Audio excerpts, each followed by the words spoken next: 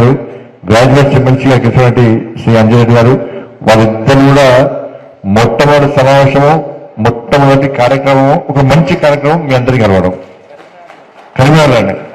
కరీంనగర్ రావడం ప్లస్ తపస్ కార్యక్రమం రావడం ఇంకా చాలా మంచి పరిణామం. అదేవిధంగా రాష్ట్ర అధ్యక్షులు శ్రీ హనుమంతరావు గారు, అదేవిధంగా రాష్ట్ర నాయకులు శ్రీ సురేష్ గారు, శ్రీ విష్ణువర్ధన్ రెడ్డి గారు, శ్రీ నరేంద్రరావు గారు, ఉషారాణి గారు, వివిధ state office bearers, district presidents and general secretaries అందరూ కూడా విచ్చేసిన పాత్రికేయ మిత్రులందరూ కూడా హృదయపూర్వక నమస్కారం. అన్న ఒక్క మీడియా వాళ్ళు మాత్రమే ఉండండి, మీతో అందరూ కూర్చోండి, ఓన్లీ మీడియా వాళ్ళు మాత్రమే. ఈ సోషల్ మీడియాతో ఎంత లాభమో అంత నష్టం అన్న. దానిలో ఎప్పుడు ఏమొస్తుందో ఎవరు తెలియదు, అది మంచి వస్తుందా చెడొస్తుందా తెలియదు. ఇక్కడ అందరికీ నమస్కారం. నేను చెప్పాల్సిన అవసరం అన్ని విషయాలు మీ అందరికీ తెలుసు. మీ మేధావితనం ఏందో మొన్న ఎన్నికలకు చూపెట్టారు. నేను ఒకవైపు టెన్షన్ పడ్డా బాగా. ఎందుకు టెన్షన్ పడ్డా అంటే దేశం మొత్తం కూడా తెలంగాణ వైపు చూస్తున్నారు. తెలంగాణలో 3 ఎమ్మెల్సీ ఎన్నికలు జరుగుతున్నాయట. దానిలో 2 మాత్రం బీజేపీ గెలవడానికి అవకాశాలు ఉన్నాయట. అవకాశాలు చెప్పకుంటే భయపడడం కాదు, బాధపడడం కాదు. ఇవి గెలుస్తామో అన్న తర్వాత ఇటు కాంగ్రెస్ లో పొట్టు పైసలు వస్తారు. ఇది తప్పిపోయి వాళ్ళు గెలిస్తే దేశాన్ని ఏం చెప్పుకోవాలి మేము పోయి? అరే తెలంగాణలో మేధావి వర్గం తోట పైసల కమ్ముడు ఏంది అనే ఒక చెడు వాతావరణాన్ని తయారు చేసే ప్రమాదం ఏర్పడింది. వాస్తవమా కాదా? కానీ ఎక్కడ పైసలకు లొంగకుండా, పైసల గురించి ఆలోచించకుండా కాంగ్రెస్ వాళ్ళు బీఆర్ఎస్ వాళ్ళు కలిసి ఎన్ని పైసలు, నేను ఆశ్చర్యపోయినా. పోలింగ్ బూత్ ఉంది ఏటీఎం లెక్కనే, ప్రతి పోలింగ్ బూత్ ఉంది ఏటీఎం లెక్క. పొంగ పైసలు ఇస్తున్నారు, రంగ పైసలు ఇస్తున్నారు. మొత్తం మెడల ట్యాగులు వేసారు, మార్కెటింగ్ లెక్కనే అయిపోయింది. నిన్న నరేంద్ర రెడ్డి గారు కలిసి నాకు నిన్న ఆల్మోస్ట్ నరేంద్ర రెడ్డి గారు మా గుళ్ళే కలిసారు. ఏమైందని ఆయన చెప్పండి, నవీన్ ఆయన బాబు నిన్ను ఓడగొట్టని మీ పార్టీలో ఓడగొట్టారని చెప్పిన ఆయన. మీ పార్టీలో ఓడగొట్టారని అన్న ఎవ్వరు పని చేయలేదని చెప్పాడు. మళ్ళీ ఒకటి చెప్పిండు, అరే మీ క్యాడర్ మాత్రం బాగా పనిచేసిందంట. క్యాడర్ అంటే వాళ్ళు మీరే. మీ దమ్మెంతో మనం చూపెట్టారు. మీ దమ్మేందో, మీ శక్తి ఏందో మీరందరూ తపస్ అనే ఉపాధ్యాయ సంఘం తలుచుకుంటే, సమయం వచ్చినప్పుడు ఏ విధంగా ఇతరులను దెబ్బ కొడుతుందో మనం చూపెట్టారన్న. అందుకే ఈ తెలంగాణ రాష్ట్రంలో ఉన్న గౌరవ ఉపాధ్యాయులందరికీ అప్పీల్ చేస్తున్నా, మీరు ఆ యూనియన్ ఈ యూనియన్ చూడకండి, అందరు తపస్సుకి చూడండి. స్టేట్ ఫార్వర్డ్ ఒకటే, మా జాతీయ భావజాలంతో ఈ దేశం కోసం, ఈ ధర్మం కోసం, సనాతన ధర్మం కోసం, ఉపాధ్యాయ రంగ సమస్యల పరిష్కారం కోసం దమ్ముండి కొట్లాడేటువంటి ఏకైక ఆర్గనైజేషన్ తపస్. నేను వాళ్ళకు ఇతర ఉపాధ్యాయ సంఘాలను నేను చులకన చేస్తలేను, నేను వాళ్ళకి కించపరుస్తలేను. ఇవాళ ఏ ఉపాధ్యాయ సంఘం అన్నా, అది పిఆర్టీ కావచ్చు, డిటిఎఫ్ కావచ్చు, ఎస్టీ కావచ్చు, ఇంకా అనేక ఉపాధ్యాయ సంఘాలు ఉన్నాయి. ఎప్పుడన్నా మీ సమస్యల పరిష్కారం కోసం మీ ఉపాధ్యాయ సంఘాలు ఎప్పుడన్నా ఫైట్ చేసినాయా? ప్లస్ మీకు ఏదన్నా రాజకీయ పార్టీ మీకోసం జైలుకి వెళ్ళరా, మీకోసం రాజకీయ పార్టీ కార్యకర్తలు దెబ్బలు తిన్నారా ఎక్కడైనా? ఆ యూనియన్లు చేసిన ఏం చేసినాయంటే, అధికారంలో ఏ పార్టీ ఉంటే ఆ పార్టీకి కొమ్ముగాయడం, ముఖ్యమంత్రి ఎవరుంటే వాళ్ళ దగ్గరికి చర్చల పేరుతో పోవడం, ఫోటోలు దిగి రావడం తప్ప ఏ సమస్యనన్నా పరిష్కారం అయిందా? ఇవాళ మొన్న ఎన్నికల సందర్భం కూడా మీ డిఏల గురించి ఎవరు మాట్లాడలే, మీ పిఆర్సీ గురించి ఎవరు మాట్లాడలే, మీ ప్రమోషన్ల గురించి ఎవరు మాట్లాడలే, రిటైర్డ్ అయినటువంటి ఉద్యోగస్తుల గురించి ఎవరు మాట్లాడలే. ఎక్కడ ఎవ్వరు మాట్లాడలే. మాకు ఓటేసి గెలిపించాడంటే టీచర్లు పిచ్చోళ్ళు అయిందేమన్నా? వాళ్ళు ఏం చేశారు? మా సమస్య గురించి మాట్లాడేది, మా సమస్య గురించి గతంలో ఫైట్ చేసింది, నెక్స్ట్ ఫైట్ చేసేది ఇలా తపస్సు. కాబట్టి తపస్సు చెప్పినటువంటి, తపస్సు సూచించినటువంటి అభ్యర్థులకు మాత్రమే ఓటేస్తామని చెప్పి భావించిన తర్వాత మొట్టమొదటి ప్రాధాన్యత ఓటుతోనే మనం గెలుస్తాం. మనం ఫస్ట్ ప్రిఫరెన్స్ ఓటుతో గెలుస్తాం. మనం వీళ్ళ అంజిరెడ్డి గారి ఓటు మొత్తం వన్ సైడే, వారు వన్ సైడ్ లెక్క అయిపోయినా కొద్ది ఓట్లు వస్తున్నాయి. కాబట్టి అందుకే ఇతర ఉపాధ్యాయ సంఘాల ఉపాధ్యాయులకు విజ్ఞప్తి చేస్తున్నా, ఒక్కసారి మీరు తపస్సులో చేరండి. తపస్సు యొక్క ఆలోచనలు, తపస్సు యొక్క సిద్ధాంతము, తపస్సు యొక్క ఫైటింగ్ స్పిరిట్ ఒకసారి చూడండి. చూసి అందరూ వారు వంచలకనే ఈ తెలంగాణ రాష్ట్రంలో ఒకటే ఆర్గనైజేషన్ ఉండాలి, అది ఓన్లీ తపస్సు చేస్తామన్నా. నేను వదిలిపెట్ట. ఇవాళ చేరుతున్నారు, మా ప్రవీణ్ ఇప్పుడే చెప్తున్నాడు, ఇవాళ 50 మంది పిఆర్టీ వాళ్ళనా డిటిఎఫ్ అస్సలు పెట్టినా దెబ్బ కామ్రేడ్స్ అంటారే, నాకు అర్థం కాలేదు కామ్రేడ్స్. దానిలో పనిచేసేంత మన మా ప్రవీణ్ ప్రవీణ్ సార్ మా ఇద్దరం దోస్తులం. నా మీద నేను ఏబీవీపీలో ఉన్నప్పుడు నా మీద 32 కేసులు, నా మీద ఆయన 32 కేసులు. నేను కొట్టద్దు, ఆయన కేసు అవుతుండే. ఆయన ఇప్పుడు ఉపాధ్యాయుడు అయిన కాబట్టి ఇప్పుడు ఉపాధ్యాయుడు నాకు వస్తాక నాకు వచ్చిండు. దేనిలో అంటే డిటిఎఫ్ సరే పట్టించుకోండి, డిటిఎఫ్ అయింది అనుకున్నా. వచ్చి కామ్రేడ్ ఇజ్జ అవుతుంది, నువ్వు కామ్రేడ్ అనక చెప్పినా, నువ్వు ఏబీపీలో పనిచేసి కామ్రేడ్ లొల్లి బయట ఇజ్జ అవుతుంది అంటే అక్కడ వచ్చి తపస్ కథం. ఇవాళ 50 మంది వాళ్ళ మా హనుమంతన్న మా సురేష్ నేతృత్వంలో 50 మంది ఇలా తపస్సులో చేస్తున్నారు. ఇక ఆగదన్నా, ఈ ఫ్లో ఆగదు. ఇక అందరు వస్తూ ఉంటారు, ఇక అందరు వస్తూ ఉంటారు. మీరు ధైర్యంగా ఉండండి. ఇంతకుముందు హనుమంతన్న పనిచేసినట్టు, హనుమంతన్న చెప్పినట్టు యుద్ధం ఏందో స్టార్ట్ కావాలి.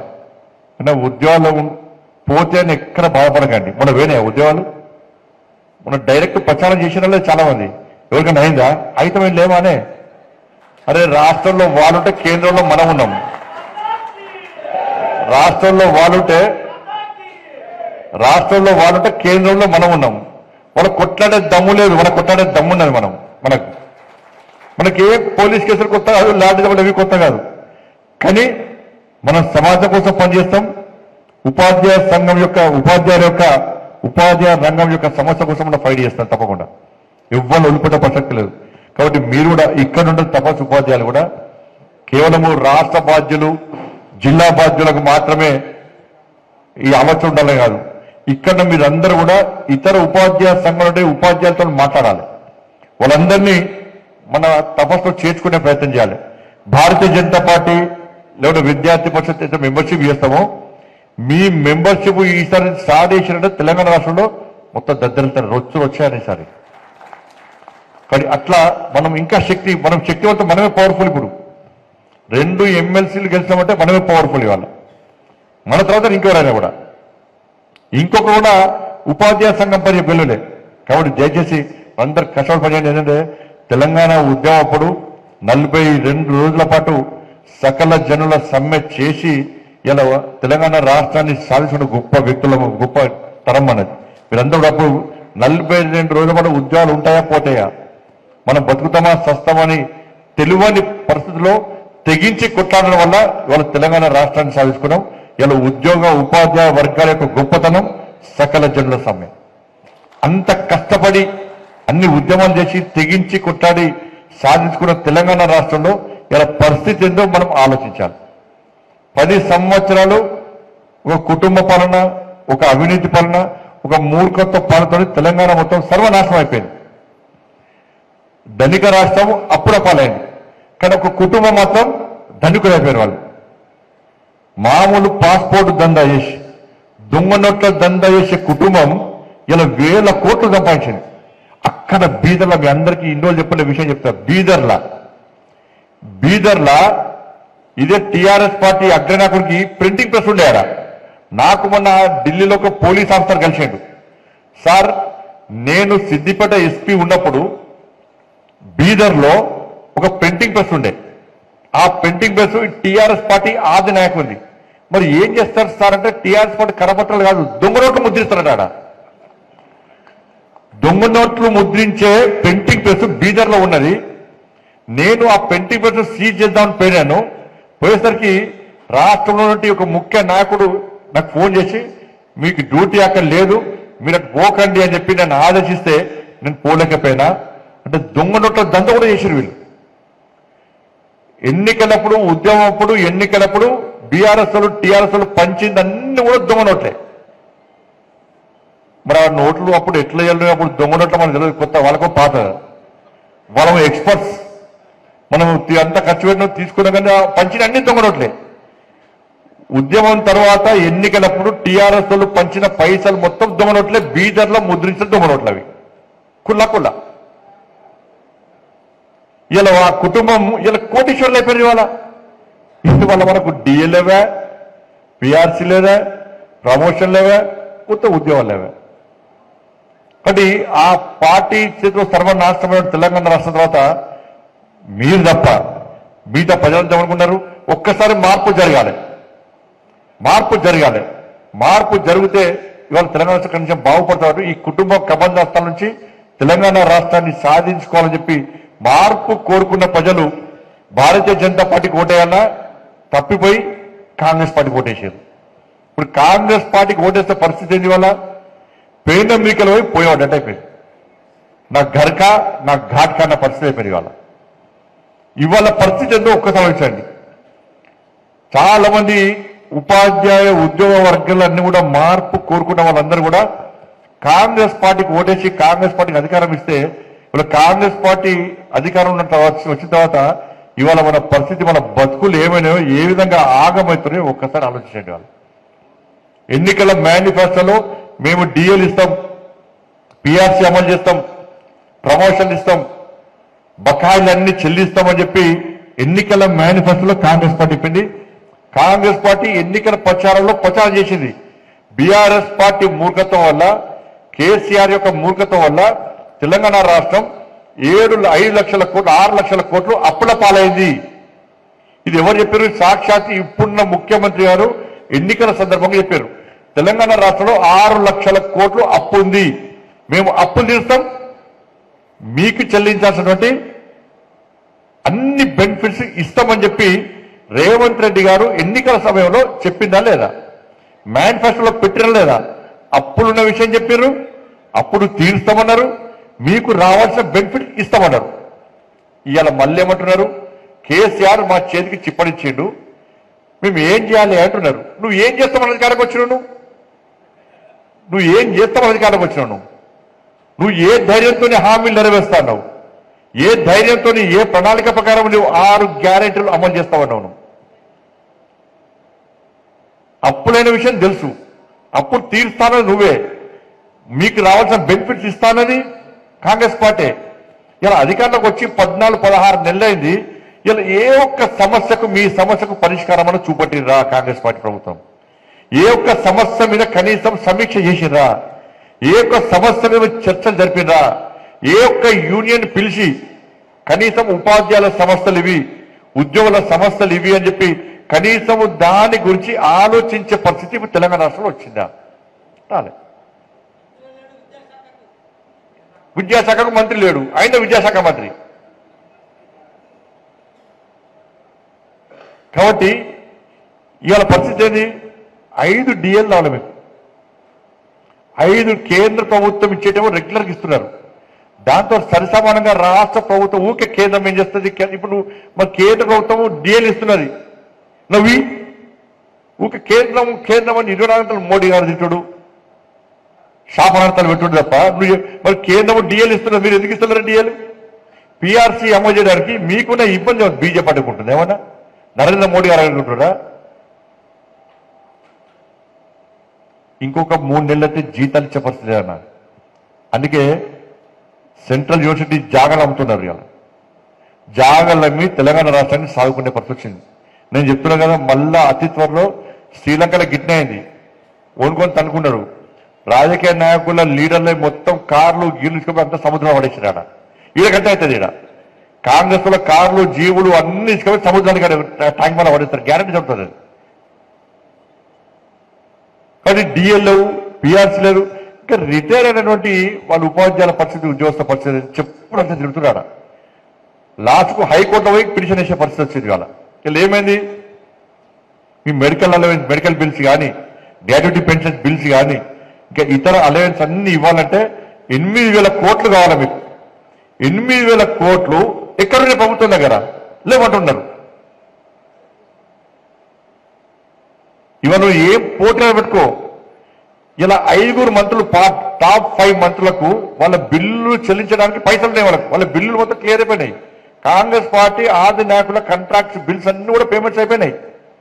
ఇప్పుడు ఎవరైతే 18% కమిషన్ ఇస్తారో 15 నుంచి 18,000 కమిషన్ వేస్తున్నారు. ఇక 18% కమిషన్ ఇస్తారో వాళ్లకు మాత్రం బిల్స్ పేమెంట్ చేస్తున్నారు.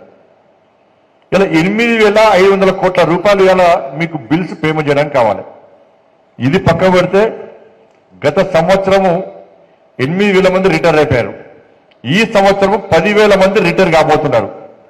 వీటికి కావాలంటే 11,000 కోట్ల రూపాయలు కావాలి. ఇప్పుడు ఇవి 11,000 కోట్ల రూపాయలు, అవి 8,000 కోట్ల రూపాయలు, దాదాపు 19,000 అంటే దాదాపు 20,000 కోట్ల రూపాయలు ఎక్కడి నుంచి ప్రభుత్వం. అందుకే మాట్లాడే ప్రయత్నం చేస్తున్నారు. మీ వయో పరిమితిని కేసీఆర్ చేసిండు 59 నుంచి 61 చేసిండు. ఇప్పుడు రేవంత్ రెడ్డి గారు చేస్తున్నారు 61 నుంచి 64, 65 చేయాలని చెప్పి ఆలోచిస్తున్నారు ఇవాళ. ఎందుకంటే పైసలు పక్క వేస్తాడు. ఇవాళ ఇంత మూర్ఖత్వము ఇవాళ తెలంగాణ రాష్ట్రం చెప్తున్నది. ఇంకా ఆరోగ్యశ్రీ బకాయిలు ఇస్తలేరు, హాస్పిటల్ చచ్చిపోతున్నారు, ఫీజు రియంబర్స్మెంట్ ఇస్తలేరు. ఇలా రోజు 10 మంది స్టూడెంట్స్ వస్తారు, సార్ ఫీజు రియంబర్స్మెంట్ ఇస్తలేట, మా సర్టిఫికెట్లు ఆగినాయి, మా సర్టిఫికెట్లు మాకు వస్తలేవు సార్. యాజమాన్యం ఏడో వాళ్ళ పాపం, వాళ్ళు కరెంటు బిల్లు కట్టే పరిస్థితి, ఇల్లు కిరా తీసుకునే కట్టే పరిస్థితి, బ్యాంకులో లోన్ తీసుకొని చిన్న విద్యా సంస్థలు మా అనంతరం లెక్క చిన్న విద్యా సంస్థలు కొన్న పైసలు లేవు, వాళ్ళు ఇబ్బంది పడుతున్నారు, ఫీజు రియంబర్స్మెంట్ లేదు. ఇలా కేజీబీకి సంబంధించి ఇప్పుడే హనుమంతరావు మాట్లాడారు, నేనే మాట్లాడినా, యోగితారాయణ మేడంతో నేనే మాట్లాడినా.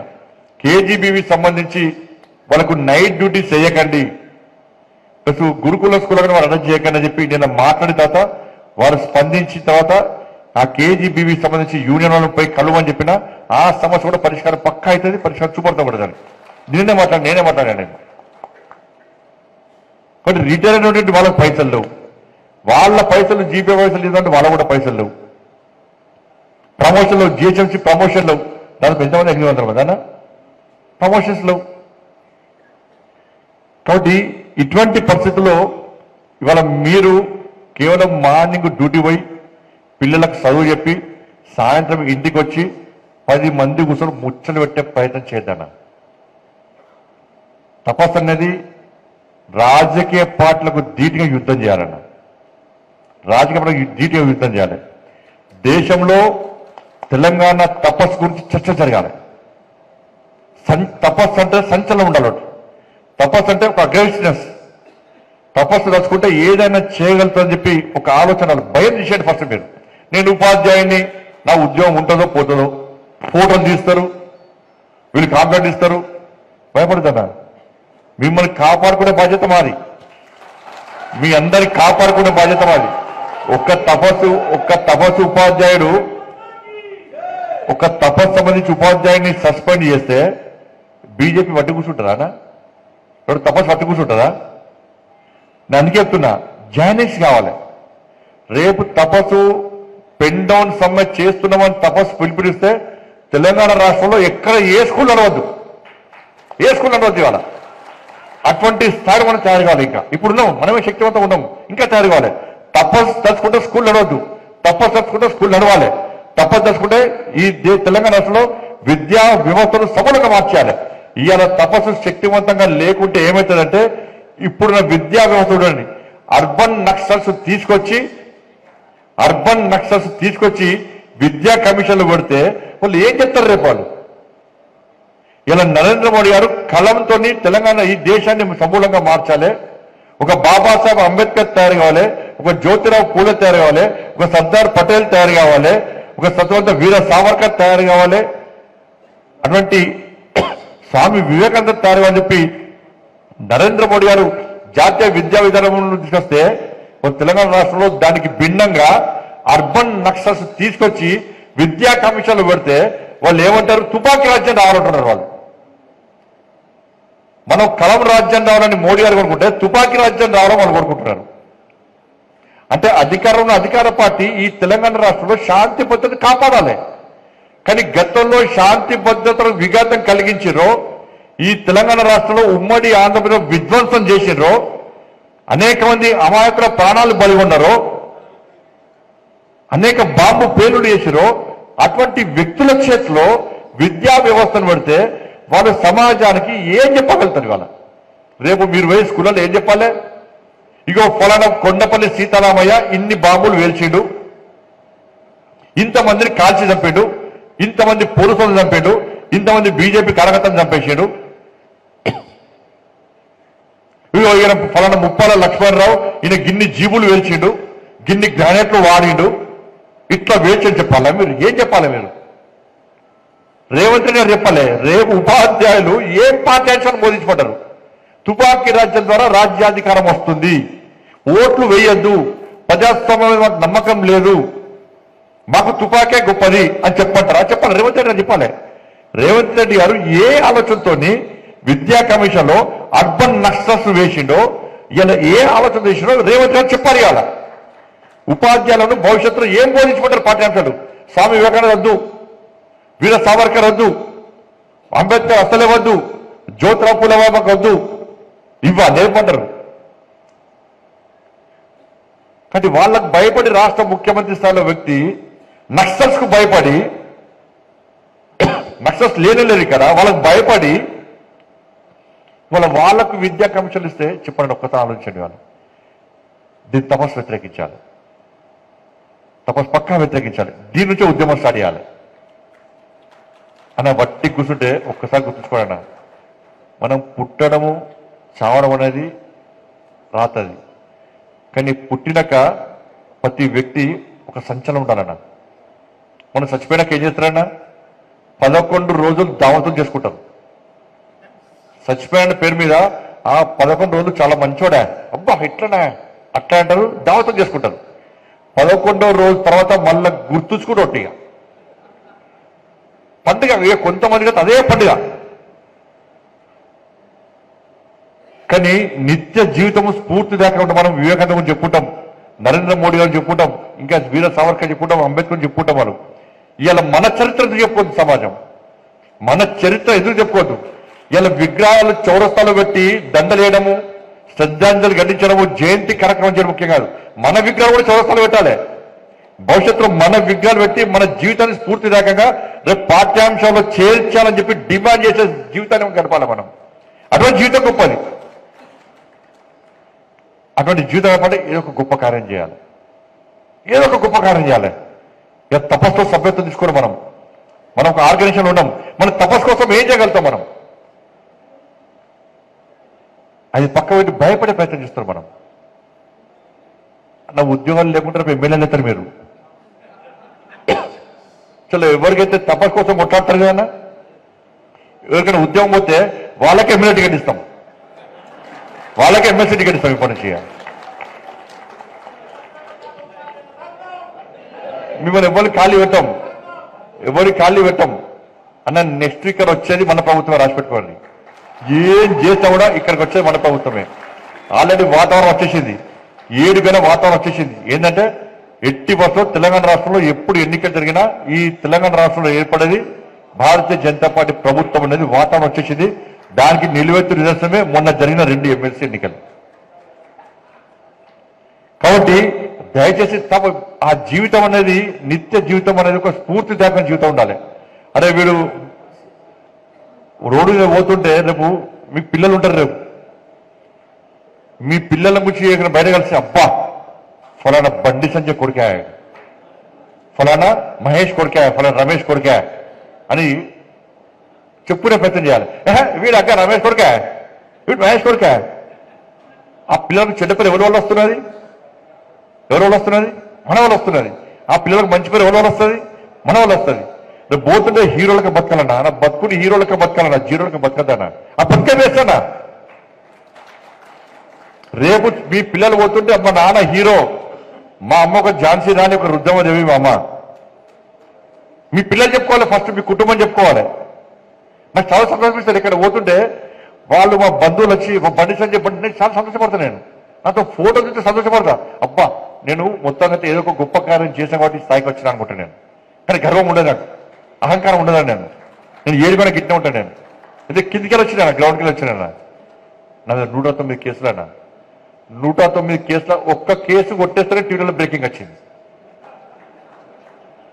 ఇక 108 కేసుల గురించి ఎవరు మాట్లాడదు. ఇక అందరం ఉంటారు, అబ్బా బండి సంజయ్ కేసు కొట్టి ఏం కొట్టారు, ఒకటే కేసు కొట్టేసిన ఇంకా 108 కేసులు ఉన్నాయి నా మీద. ఎట్లుంటారో చెప్పండి అన్న, 108 కేసుల వ్యక్తి బతుకుతాడన్నా? ఇలా మీరు పొద్దున్న సాయంత్రం ఇక్కడ కూర్చోమంటేనే నడుములు వస్తాయి, కాళ్ళు వస్తాయి, బీపీలు షుగర్లు పెరుగుతాయి మీకు. ఇలా కోర్టుకు ఉదయం పోతాం, ఉదయం పోయి సాయంత్రం దానుకుంటాం. కోర్టు నిల్చోవాలన్నారు, కూర్చోరా నిల్చోవాలా పోతే ఉదయం నుంచి సాయంత్రం దాకా నిల్చుంటే మా పరిస్థితి ఏందన్నా?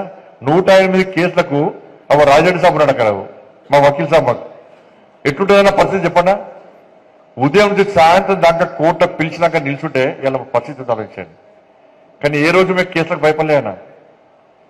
దానికి మీకోసం కొట్టాన 317 జీవోనే ఉదాహరణ. మీకోసం కొట్టాలి.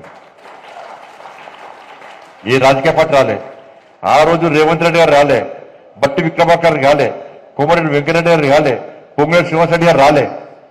ఎవరు వచ్చినా? భారతీయ జనతా పార్టీ వచ్చింది. తపస్సు వచ్చింది ఆ రోజు. మా వెంకటరమణ అందరూ వచ్చిన రోజు మాస్కులు వేసుకొని మా ఉద్యమాలు పాల్గొన్నారు. నేనే బయటకు పంపించినామా. ఎందుకంటే కేసీఆర్ మూర్ఖుడు. నా కార్యాలయాన్ని జేసీబీతో కూల్చోమన్నాడు. నా కార్యాలయాన్ని రాత్రి మందు దాగి ఫోన్ చేసి కేసీఆర్ సిపి ఫోన్ చేసి ఆ కార్యాలయాన్ని జేసీబీతో మొత్తం కూల్చేయని చెప్పి ఆదేశాలు చేయండి. ఇలా ఏం జరిగిందో మీకు తెలుసు, మళ్ళీ చెప్పాల్సిన అవసరం లేదు. జైలుకు పోయినాం. ఇట్లా ఒక్క ఉద్యమం కాదు, ఇట్లా రైతుల కోసం కొట్టాలని జైలుకు పోయినాం, నిరుద్యోగ సమస్యలు కొట్టాలని జైలుకు పోయినాం, ఉద్యోగుల సమస్యలు కొట్టాలని జైలుకు పోయినాం, మహిళా సమస్యలు కొట్టాలని జైలుకు పోయినాం.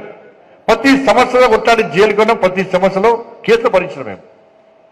కాబట్టి మీకు ఎందుకు చెప్తున్నంటే మీరు ఎక్కడ భయపడాల్సిన అవసరం లేదు. మీకు ఏ ఇబ్బంది వచ్చినా మీకన్నగా నేను మళ్ళీ చెప్తున్నానా, ఒక్క తపస్సు సంబంధించి ఒక్క ఉపాధ్యాయునికి చిన్న సమస్య వస్తే ఒక కుటుంబం లెక్క స్పందించాలి. మనం దర్శకుంటే తెలంగాణ రాష్ట్రంలో విద్యా వ్యవస్థను ఏ విధంగా సమూలంగా మార్చేస్తామో చెప్పాలి.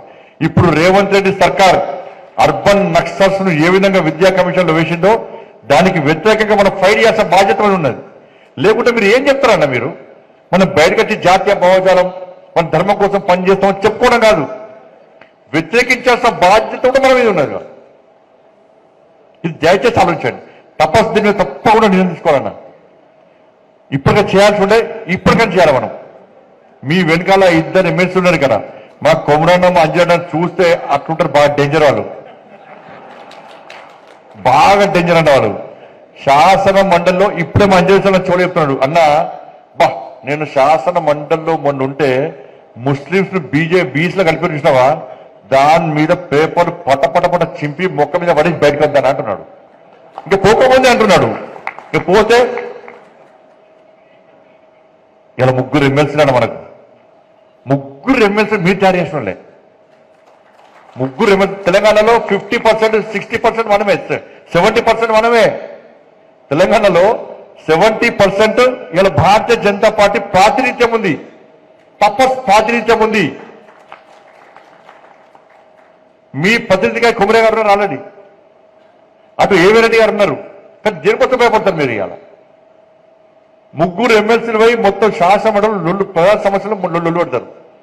కాబట్టి మళ్ళీ రిక్వెస్ట్ చేస్తున్నా, మీ లోపల నా రిక్వెస్ట్ ఒకటి, భయం అనేది పోనీయండి, నా కుటుంబం అనేది పోనీయండి. ఫస్ట్ నా కుటుంబం, నేను నా కుటుంబం తప్ప. అప్పుడప్పుడు తపస్సు రమ్మడానికి ఇట్లా మీటింగ్ పోతాం గంటే అనుకోగానే. తపస్సు కోసం ఏం చేయగలుగుతాం భవిష్యత్తులో? అరే తపస్ అంటే చాలా మంది ఊళ్ళో ఇది బీజేపీ పండిస్తాను అంటారు, ఇప్పుడు బీజేపీ కుమరేస్తారా, బీజేపీ పండిస్తారు అంటారు. మీ పేరు అమ్మ తపస్ మహేష, తపస్ రమేష అనాలి.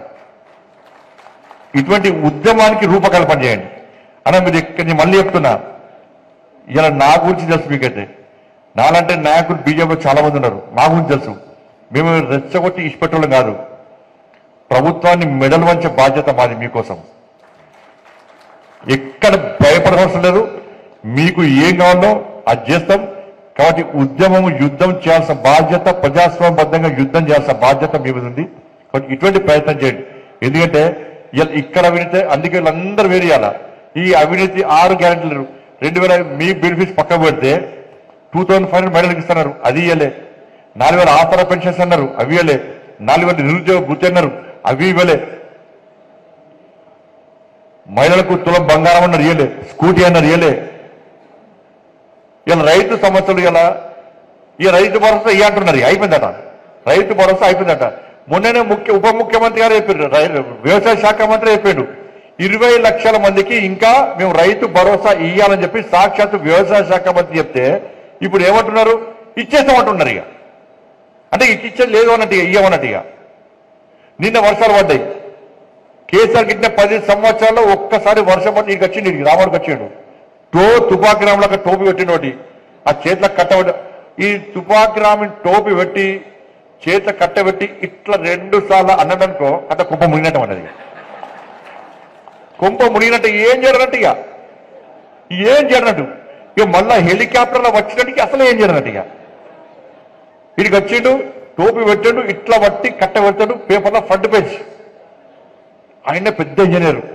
ఈయన వ్యవసాయం నాటు పోసినట్టు మొత్తం పొలం దున్నట్టు. కేసీఆర్ వ్యవసాయ క్షేత్రంలో 300 ఎకరాల్లో ఈయన నాటు పోసిండు, పొలం దున్నినని పేపర్లో వస్తారు. ఎప్పుడో అమాసం వస్తారు, పుణ్యం వస్తారు, బయటకు వస్తారు, టోపీ వస్తారు, ఇట్లా కట్ట పెడతాడు, ఫోటో వస్తుంది పేపర్లో, ఫ్రంట్ పేజ్ ఫోటో. ఇక మళ్ళీ పోయి ఫామ్లో తాగిమంటాం అన్నాడు బయట. అడిగా నీకు చెప్తే కదా, మీ ఉపాధ్యాయ సంఘాలు ఏదో చెప్తే మనం చెప్పినా కదా మీకు. పోతారు, మీకు చెప్పినా స్టోరీ చెప్పినానే. ఫస్ట్ పోతారు ఉపాధ్యాయ సంఘాలు, ఉద్యోగ సంఘాలు పోతే చర్చలు పిలుస్తారు. ఈ చర్చల విలువనే 2 రోజుల ముందు ఫుల్ బ్రేకింగ్. ఉపాధ్యాయ సమస్యలు పరిష్కారం కాబోతున్నాయి, ఖుష్ఖబర్ అంటారు. ఇక మీరు అందరికీ అప్పులు చేస్తారు. ఇక అమ్మ డిఆర్ వస్తాయి, పిఆర్ చేస్తుంది అని చెప్పి అప్పులు చేస్తారు. అప్పటికే ఇక బ్యాంకులు లోన్ తీసుకుంటారు. ఈ చర్చలో పోతారు, 10 మంది పోతారు. పోగానే ఆ ఫార్మల్ ప్రగతి భవన్లో అక్కడ బోర్ వస్తలేదు కదా, టైం ఉంది కదా, టైం ఉంది కదా, అంటే టైం లేదు కదా అతను. ఆ పోగానే ప్రగతి భవన్ పోతారు. లోపల పోగానే ఆ కేసీఆర్ రూమ్లో సీసీ కెమెరా ఉంటుంది, ఆ వీడియో ఉంటుంది, టీవీ ఉంటుంది అన్నట్టు. దాని సార్ ఉపాధ్యాయ సంఘ నాయకులు వచ్చినా అంటారు. వచ్చి గంట సేపు బయట పడతారన్న, ఆ రూమ్లో కూర్చుంటారు. ఛాయ్ వస్తుంది, ఛాయ్ పోస్తారు. కానీ టీవీలో ఏమొస్తుంది, 2 గంటల పాటు చర్చలు జరుపుతున్న ఉపాధ్యాయ ఉద్యోగ సంఘాలు వస్తాయి టీవీలో. అలా కూర్చుంటారు, గంట సేపు కూర్చుంటారు. మళ్ళీ ఎప్పుడు పిలుస్తారు అయితే లంచ్ కో డిన్నర్ కో పిలుస్తారు. కేసీఆర్ గురించి తెలుసు, లంచ్ కో డిన్నర్ పిలుస్తారు. సాయంత్రం కాగానే మెల్లంగా గంట తర్వాత ఏం చేస్తారు, మెల్లంగా సారు బయట రాకముందే ఫోన్ చేసి చెప్తాడు, అందరికి భోజనాలు పెట్టుర్రా అంటారు. ఇక భోజనాలు ఏముంటుందో మీకు తెలుసు, దాని కాంప్రమైజ్ కాదు సార్. ఒక మందు తప్ప అన్ని పెడతాడు. మందు ఆయనకు మాత్రమే పరిమితం. కీమా, బోటి, తలకాయ కూర, కాలచూర, చికెన్, మటన్ బిర్యానీ, చికెన్ అన్ని పెడతాడు. ఇక పెట్టి వీళ్ళందరూ డిన్నర్ చేస్తుంటారు చేరిగా. అప్పుడు సార్ మెల్లంగా బయటకు వెళ్తాడే. వచ్చి ఏమంటారు తెలుసా, భోజనం బాగుందా అనే అంటాడు, చికెన్ బాగుందా అనే, ఓకే వెరీ గుడ్ అని వెళ్ళిపోతాడు. ఇక టీవీలో ఏమొస్తుంది, చర్చలు సఫలం. ఈ ఉద్యోగ సంఘం నాయకులు మీడియాతో ఏమాట్లాడతారు, కేసీఆర్ గారు చాలా బ్రహ్మాండంగా మాట్లాడారు, మా సమస్యలన్నీ సావధానంగా విన్నాడు, ఎట్టి పట్ల సమస్యలు పరిష్కరిస్తున్నారు, ఉపాధ్యాయ ఉద్యోగ వర్గాలు బాధపడాల్సిన అవసరం లేదు అని అందరూ సఫలం కొడతారు. పాలాభిషేకం, కేసీఆర్కు పాలాభిషేకం. ఆ పాలాభిషేకాలకు పెట్టిన పైసలు మనకు డిఎల్ వస్తుండే, మన పిఆర్స్ వస్తుండే. ఇట్లా మోసం జరుగుతుంది అన్న. ఇట్లా మోసం చేసే ప్రయత్నం బీఆర్ఎస్ పార్టీ 10 సంవత్సరాలు ఒక్క రైతుకు న్యాయం చేయలే. ఇప్పుడు నిన్న వర్షాలు పడితే మరి ఈ ప్రభుత్వం ఏం చేస్తుంది, ఈ ప్రభుత్వం ఏం చేయదు. రైతుల పరిస్థితి ఘోరమైన పరిస్థితి. వాళ్ళ నేను పోయి చూస్తే ఎక్కడెక్కడ మొత్తం పొలాలన్నీ సర్వనాశనం అయిపోయినాయి. నిన్న ఇవన్నీ పట్టించుకోక బీఆర్ఎస్ పార్టీ వాళ్ళు ఏం పట్టించుకోవాలి, 6 గ్యారెంటీలు అమలు చేయాలని చెప్పి వాళ్ళు పట్టించుకోలే. పోయి చెన్నై వేయరు, వీళ్ళు వాళ్ళు కలిసి చెన్నై వేయరు. టూర్ పిక్నిక్లకి దొంగల ముట్ట అంతా పోయి కూర్చుంటారు. 60 అంత స్కామ్ లేదు అలా. ఎవరైనా TRS party liquor scam, Aam Aadmi party liquor scam, DMK 1000 కోట్ల లిక్కర్ స్కామ్, అక్కడ కేరళ ముఖ్యమంత్రి లిక్కర్ స్కామ్, గోల్డ్ స్కామ్. వీళ్ళందరికీ స్కామ్ లీడర్ వాళ్ళు కాంగ్రెస్ పార్టీ. ఇక దొంగలు ఊళ్ళు పంచుకున్నట్టు వీళ్ళందరూ దొంగలు పోయి చెన్నైలో మీటింగ్ పెట్టుకున్నారు. వీళ్ళంతా లిక్కర్ దొంగలే. చెప్పు ఆమ్ ఆద్మీ లిక్కర్ స్కామ్ ఉంది, జైలు వేరు కదా, కేసీఆర్ బిడ్డ జైలుకి వేరు కదా, వీళ్ళు వేరు. డిఎంకే 1000 కోట్ల లిక్కర్ స్కామ్ బయట పడ్డది కదా, కేరళ వాళ్ళు లిక్కర్ స్కామ్ బయట పడ్డది కదా. ఇక మరి మీటింగ్ పెట్టేది వాళ్ళే వీళ్ళు మీటింగ్ పెట్టుకుని డీలిమిటేషన్కు వ్యతిరేకంగా మాట్లాడతారట. దక్షిణాదికి వ్యతిరేకంగా. దక్షిణాది జీడిపి రేట్ అయితే 36% అట. పార్లమెంట్లో కూడా 36% సీట్లు పెంచారట. అంటే జీడిపికును పార్లమెంట్కు సంబంధం ఉందని చెప్పండి. జీడిపికును పార్లమెంట్ లో సీట్లు పెంచడానికి ఏమైనా సంబంధం ఉందా? మరి తెలంగాణలో జీడిపి ఆసిఫాబాద్ లో తక్కువ ఉంటుంది, ములుగు తక్కువ ఉంటుంది, రేపు ఇంకొకటి తక్కువ ఉంటుంది, ఆదిలాబాద్లో తక్కువ ఉంటుంది. మరి ఆసిఫాబాద్ లో ములుగులో ఆదిలాబాద్లో సీట్లు పెంచద్దా? చెప్పాలి, ముఖ్యమంత్రి గారు చెప్పాలి, మరి సమాధానం చెప్పాలి. కానీ డీలిమిటేషన్ ఏందన్నా, అసెంబ్లీలో పార్లమెంట్లో కొన్నిట్లో లక్షల ఓట్లు తేడా ఉన్నాయి. పెరిగినాయి తగ్గినాయి అన్నింటి కలిపి సమానంగా చూడాలని చెప్పి ఒక ఆలోచన. అది తెలంగాణ, ఆంధ్రప్రదేశ్, ఒరిస్సానా, బెంగాల్, మహారాష్ట్ర, ఢిల్లీయా కాదు, దేశవ్యాప్తంగా ఒకే విధమైన నిర్ణయం తీసుకోవాలని చెప్పి కేంద్రం భావిస్తే ఇంకా ప్రణాళిక ప్లాన్ రానరాలే. కానీ వాళ్ళ స్కాండల్ తప్పించుకొని తమిళనాడులో స్టాలిన్ ప్రభుత్వం పోతుంది కాబట్టి, అవినీతి కూరుకపోయింది కాబట్టి, ఆ తప్పించుకోవడానికి, అవినీతి ప్రజల దృష్టి మరించడానికి దక్షిణాదిగా మొత్తం సౌత్ అంతా ఒక్కదిక్క అని చెప్పి ఒకటి ఫీలింగ్ తెచ్చి ఇక టైం పాస్ చేసే పాలిటిక్స్ ఇవాళ ఇక్కడ జరుగుతూ ఉన్నాయి. కాబట్టి ఇవన్నీ విషయాలు చెప్తుంటే మీకు ఇవన్నీ తెలియని కావు. కాబట్టి భవిష్యత్తులో కూడా ఇటువంటి ఇంకా అనేక ఆలోచనలు వస్తాయి. కాబట్టి దయచేసి జాతీయ భావజాలం కలిగినటువంటి అందరం ఒక్కరికి అవసరం ఉన్నది. కేవలం మీ ఉపాధ్యాయ వృత్తికే పరిమితం కాకుండా సమాజ కార్యంలో, ఈ ధర్మ కార్యంలో మీరు అందరూ ముందుండాలని చెప్పి మీ అందరికీ విజ్ఞప్తి చేస్తూ మళ్ళీ చెప్తున్నా, తపస్కు ఇంత పెద్ద భారతీయ జనతా పార్టీ దేశంలో అధికారుల పార్టీ మీకు అండగా ఉంది. కొట్టాడి పనిచేసే కార్యకర్తలు తెలంగాణ రాష్ట్రం ఉన్నారు, వాళ్ళందరూ మీకు అండగా ఉన్నారు. కాబట్టి భవిష్యత్తులో ఉపాధ్యాయ ఉద్యోగ సమస్యల మీద మీరు కొట్టాడడానికి మేమందరం అండగా ఉంటాం. ఎక్కడ భయపడే ప్రసక్తి లేదు. మీరందరూ కూడా భయం అనే ఆ పదాన్ని ఒక్కటి తీసేసి ధైర్యంగా ముందుకు పోండి. మీకు అండగా మేము ఉంటామని చెప్పి మీ అందరికీ విజ్ఞప్తి చేస్తూ, సమయం అప్పటికే అయిపోతుంది. మనమందరం ఊరికే చూస్తున్నాను కాబట్టి మళ్ళీ వచ్చినప్పుడు మళ్ళీ అనేక విషయాలు మీతో చర్చించే అవకాశం ఉంది. కాబట్టి ఇంత మంచి అవకాశం విషయం మీ అందరూ కూడా హృదయపూర్వక ధన్యవాదాలు తెలియజేస్తూ ముగిస్తాను. భారత్ మాతాకి జై, జై శ్రీరామ్.